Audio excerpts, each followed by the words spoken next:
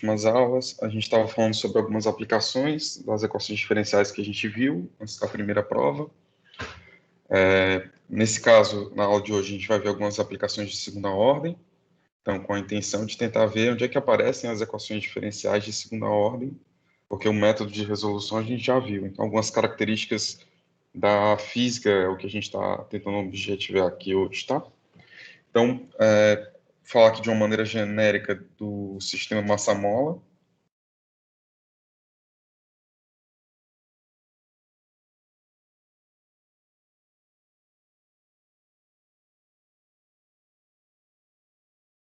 Esse sistema massa-mola é uma idealização de um sistema muito utilizado, principalmente em questões de mecânica, tá?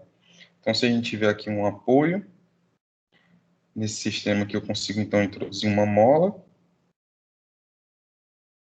e essa mola tem um determinado comprimento quando você não tem nenhuma massa, nenhum corpo atuando sobre ela. A partir do momento que você coloca um peso sobre essa mola distende, e você tem essa alteração aqui de tamanho, essa variação aqui de comprimento da mola,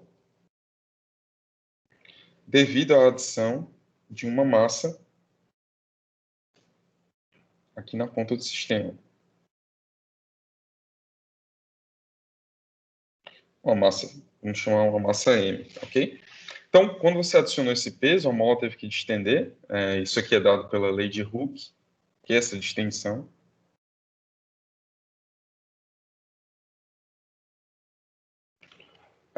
Essa lei de Hooke aqui, então, é para poder a gente conseguir associar o comprimento, uma constante, né? Então, a força que essa mola exerce, ela é do tipo menos kx. O que você tem aqui uma constante, é o que é chamado de constante da mola.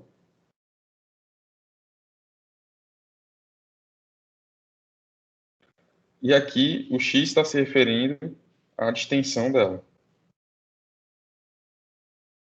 Então, quanto maior for a distensão, maior vai ser a força que ela está exercendo. Ou seja, a mola, então, aqui está sempre atuando no sentido contrário da atuação da força. Então, se ao invés de adicionar uma massa M, eu estou empurrando essa mola aqui, então eu consigo reduzir o comprimento dela.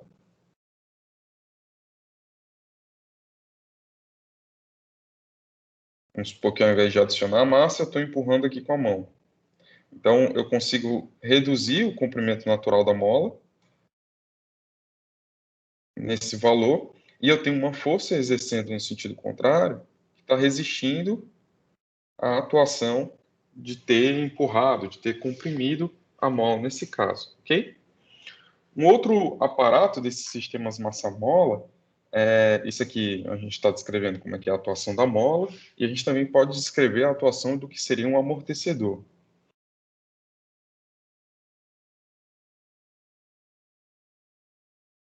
A forma mais simples de você entender a atuação de um amortecedor é se eu colocar esse sistema massa-mola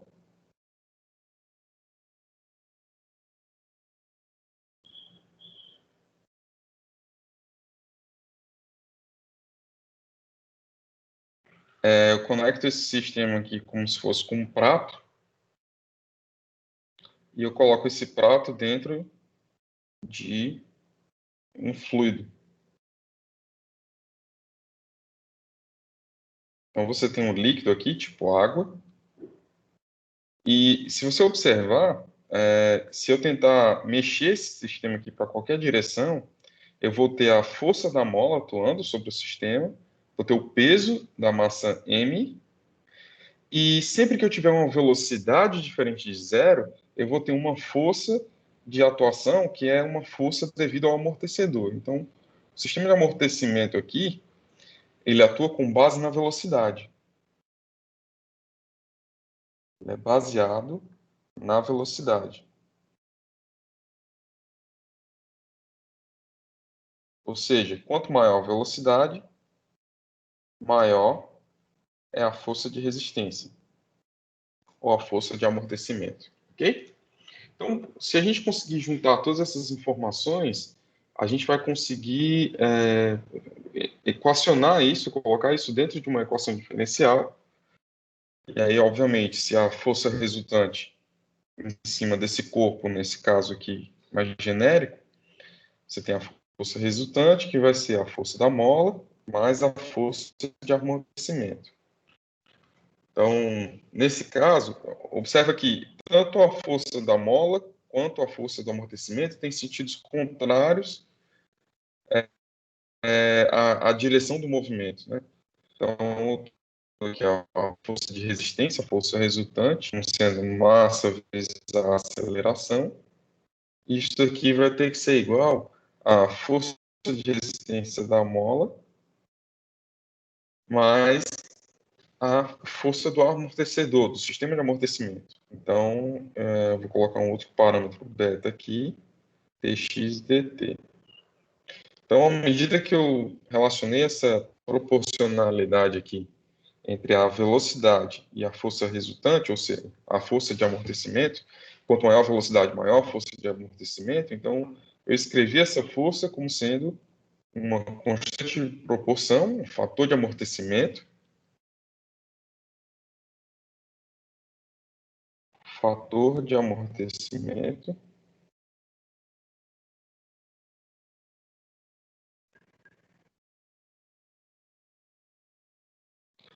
e esse dx dt é porque essa proporcionalidade é baseada em velocidade,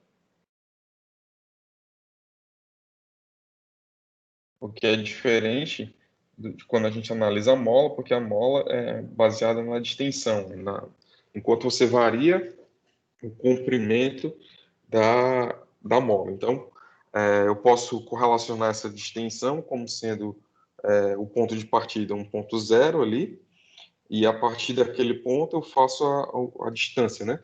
A distância que eu estou de certo ponto baseado nisso. Então, isso daqui é uma equação de segunda ordem. Se a gente colocar ela na forma que a gente está mais acostumado, então aqui eu tenho termo de segunda ordem, com o termo de primeira ordem,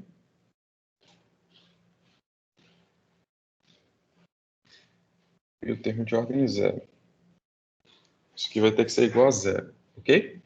Isso daqui é quando eu não tenho, um sistema massa-mola, que eu tenho amortecedor e tenho uma mola atuante, mas eu não tenho nenhum movimento forçado. Então, isso daqui é sem movimento forçado.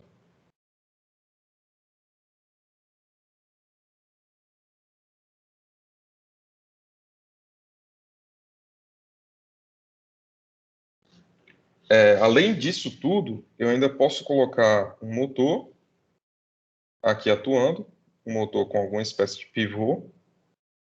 Esse pivô está fixo aqui, e aqui eu coloco ele dentro do motor, de forma que o motor vai girando, vai atuando e vai conseguindo movimentar esse sistema massa-mola de uma maneira forçada. Então, isso quer dizer que eu vou ter mais um termo aqui, como sendo o termo de movimento forçado, e aqui eu vou ter uma função f, em função do tempo, que seria a força produzida pelo motor. Então, com o movimento forçado, essa equação diferencial, ela se torna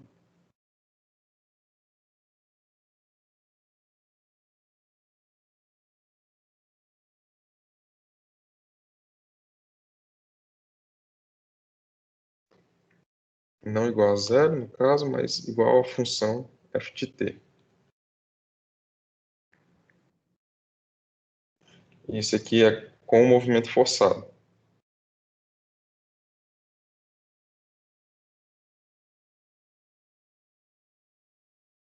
A f de t, eu estou descrevendo essa função como sendo uma função do tempo, é a força produzida pelo motor como função do tempo, tá? Então, isso aqui é dependente do tempo. Então, se isso daqui é uma equação diferencial de segunda ordem, eu vou rearranjar ela para poder a gente tentar, então, entender um pouco melhor. Vou focar nessa primeira aqui, já que essa daqui é mais abstrata, ela depende do input de equação que você está utilizando. Vamos dar uma olhada nessa daqui e quais são os parâmetros que você tem em chave desse sistema e desse tipo de problema. Ok? Bom, então, nesse caso, a gente pode então escrever aquela equação que eu destaquei como sendo d2x de dt2 mais beta sobre m, que multiplica dx dt, mais k sobre m, que multiplica x, que é igual a zero. Então, a gente pode chamar 2 lambda de b sobre m, e a gente pode chamar k sobre ômega ao quadrado, como sendo k sobre m. Estou fazendo isso porque quando a gente escrever a solução, né, a gente vai poder escrever a equação características dessa equação diferencial, só destacando aqui os termos que são constantes, são característicos. A gente consegue, então, escrever a equação característica dessa equação diferencial na forma m ao quadrado mais 2 lambda m mais ômega ao quadrado igual a zero. E aí aqui a gente consegue escrever as raízes dependendo de alguns casos específicos, né? Então, quando a gente tiver aqui aqueles 3 casos do sistema de segunda ordem, a gente consegue então escrever o sistema da seguinte forma. A gente consegue descrever que, primeiro, a gente tem o caso de superamortecimento.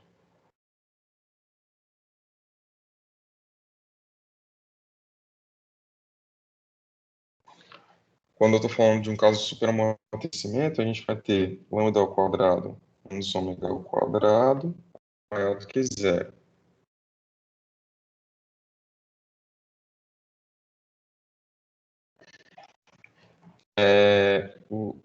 Por que que esse fator aqui, lambda ao quadrado menos ômega ao quadrado, é o que está determinando cada um dos casos que a gente está estudando? Sem se lembrar, a gente tem que fazer o delta, que vai ser igual a b ao quadrado menos 4 a, que é 1 vezes c. Então, delta aqui é determinado justamente por essa diferença. Então, se isso daqui for maior do que zero, o delta vai ser maior do que zero, então você tem um caso superamortecido. O que é um caso superamortecido? É quando você tem as forças de amortecimento, elas são maiores do que as forças oscilatórias. Então, se você observar, o amortecedor aqui, se você tiver um amortecedor muito potente, ou um fluido muito viscoso, ou uma área dessa placa muito grande, você consegue puxar a mola, consegue puxar a massa, soltar, e ela mal oscila, ela só volta para o ponto inicial, basicamente. A força da mola não é suficiente para fazer o sistema oscilar. Se você observar um pouco melhor, então, você vai observar que a mola aqui é, então, responsável pela oscilação do sistema. Se você tiver sem motor nem nada, se você puxar aqui a massa e soltar, ele vai oscilar em torno de um determinado ponto, ok? Continuando aqui, então, nos diferentes casos. A gente pode ter, então, amortecimento crítico,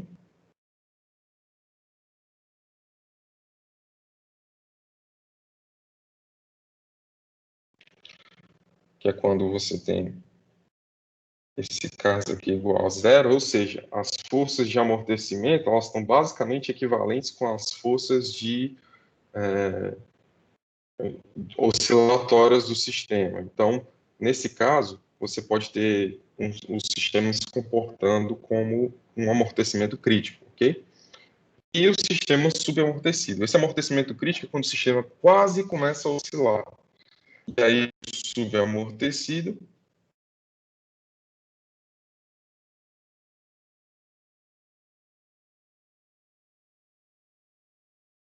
você tem as forças oscilatórias superando as forças de amortecimento, então o sistema oscila em torno disso. Então, se você observar, então, como seriam os gráficos de cada um desses sistemas, quando você tem, então, um sistema subamortecido,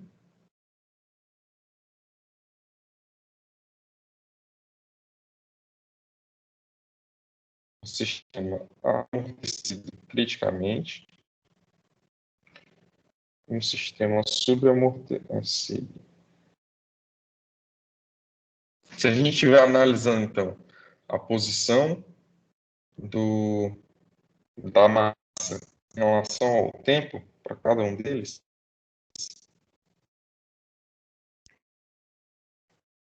a gente vai ter uma questão qualitativa nesses sistemas em comum. Se você tem aqui o ponto de equilíbrio deles todos, ou seja, ele fica estacionário. Em um sistema superamorfo, o comportamento é algo mais ou menos assim. Então, você vai diretamente para a posição de repouso quando você dá um puxão no sistema massa-mola. Então, esse aqui seria o caso do sistema superamortecido. Quando você tem um sistema amortecido criticamente, esse sistema ele quase oscila. Então, ele vai fazer algo mais ou menos assim. Ou seja, você está muito equilibrado nas forças e aí o sistema consegue quase iniciar o processo de oscilação. Quando o sistema é subamortecido, então você consegue perceber uma oscilação no sistema, mais ou menos dessa forma, ok? Então, obviamente, isso aqui é dado a depender de cada um dos casos quando a gente resolve a equação diferencial, e aí esses gráficos aqui a gente consegue entender melhor quando a gente analisa cada uma das respostas. Então, o superamortecido ele tem esse formato por causa do tipo de equação dele, e cada um dos outros também da mesma forma, ok? Então, isso daqui é o sistema massa-mola. O que tem de interessante nesse sistema? Você entender que ele tem uma frequência natural de oscilação, então é uma frequência que se você impõe essa frequência ao sistema, ele oscila indefinidamente, então ele acaba possuindo essa característica, ok? Se a gente então puder descrever outro tipo de sistema, vou falar então sobre circuitos elétricos, ok?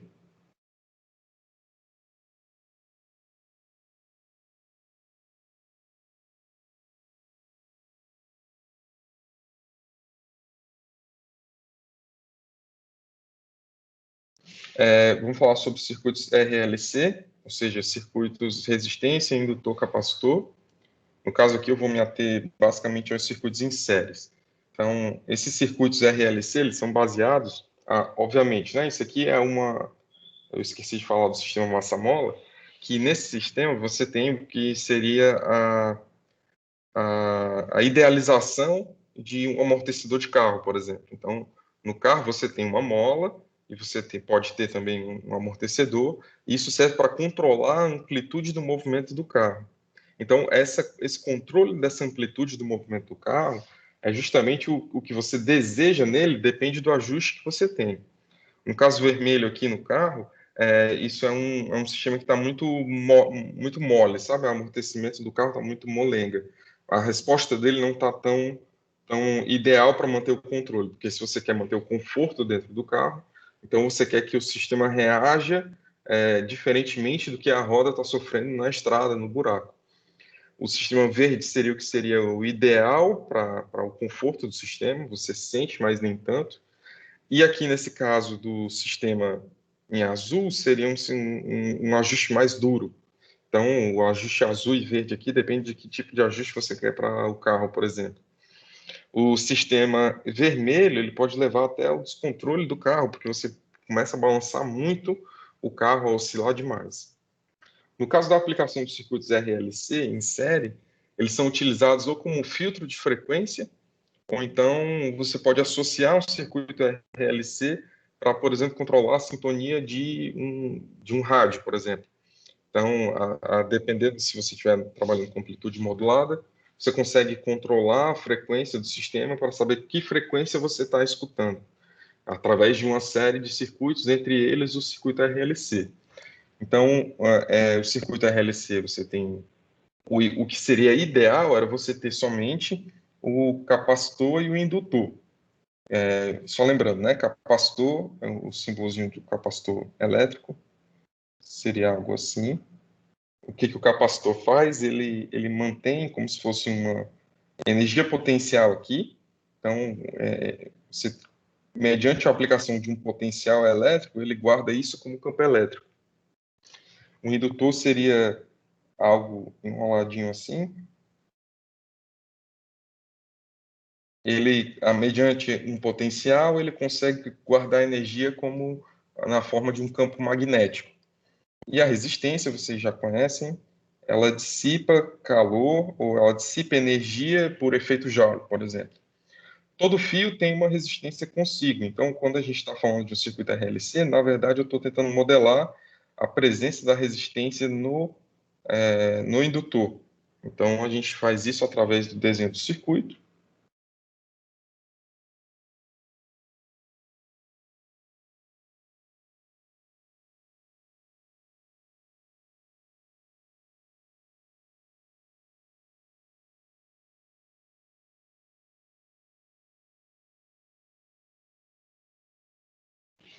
Então, aqui eu tenho um determinado potencial nesse sistema. Esse potencial, então, está passando pela resistência, pelo indutor e pelo capacitor do sistema. Quando a gente consegue aplicar, então, o potencial aqui em cada um deles, vai analisando pela lei de Kirchhoff,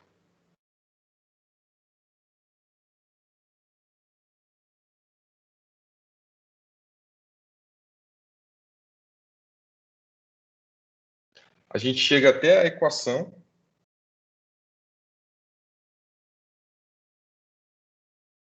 que está te falando qual é a corrente que está passando nesse sistema.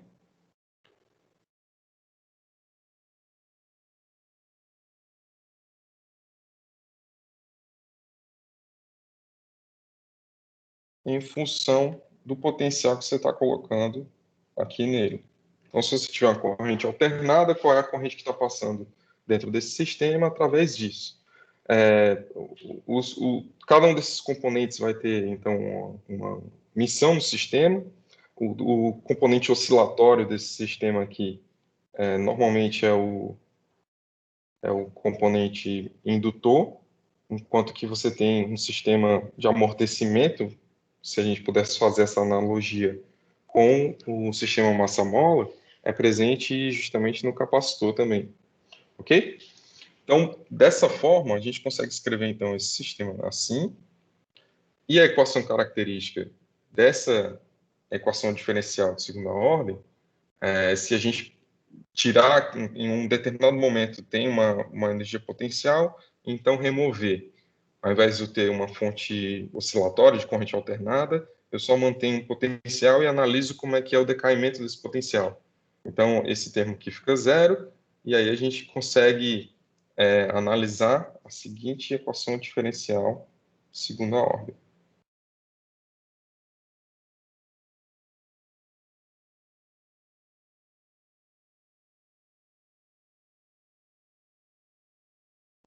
Então, nesse caso, eu vou ter ainda sistemas que são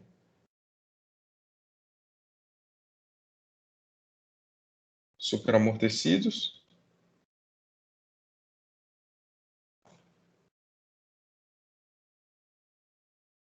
Esses sistemas aqui são do tipo R ao quadrado, 4L sobre C, que vão ter que ser maior do que ou igual a zero.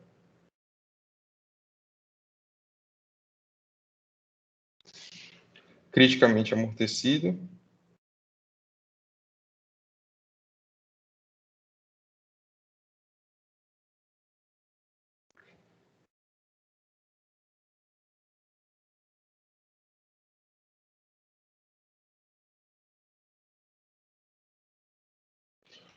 E o sistema subamortecido.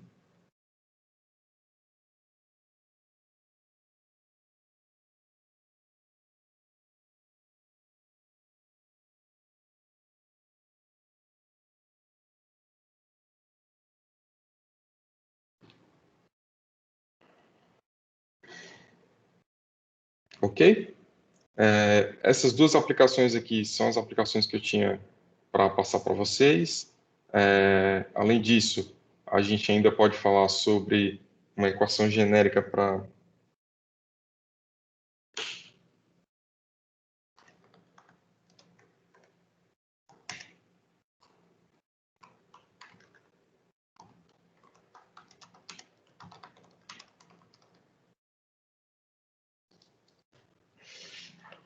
a gente pode pensar aqui ainda nesse sistema para da forma que a gente tem com a corda girando. Então, vou passar isso como exercício para vocês, para poder a gente tentar desenvolver esse modelo como exercício. Então, se a gente tem duas pessoas aqui brincando de pular corda, e aí a corda faz uma equação mais ou menos desse formato. Então, a gente tem esse movimento aqui de girar.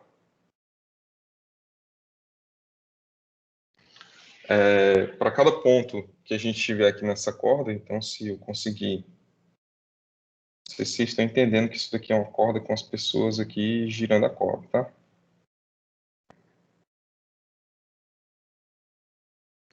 Se eu pegar um pedaço dessa corda e fazer a análise, então eu tenho uma flexão na corda e eu tenho aqui as forças de tensão atuando sobre ela. Então eu tenho uma força de tensão para cá e essa mesma força para cá atuando também.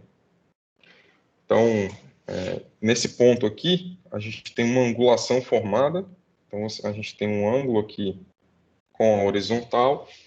Quando a gente decompõe esse ângulo e coloca com as forças que estão sendo geradas aqui para cada um desses sistemas, a gente acaba achando uma equação de segunda ordem também, que é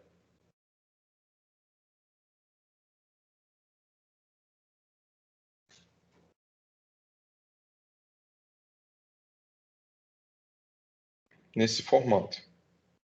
Então, o que eu estou correlacionando aqui? Y é a coordenada da altura, X é a coordenada da posição horizontal, T é a tensão aplicada na corda. Então, se a gente tem uma determinada tensão, substituir esse F aqui por T mesmo.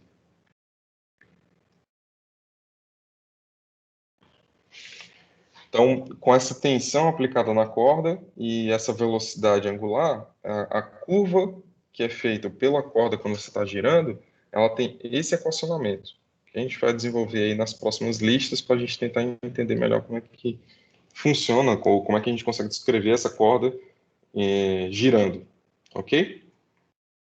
Bom, por hoje era basicamente isso. Na próxima aula a gente volta a ver alguns outros métodos de equações diferenciais. E aí eu consigo mandar para vocês aí lista de exercício e tudo mais que a gente precisa, tá? Então, qualquer dúvida, vocês me avisam. Estou à disposição.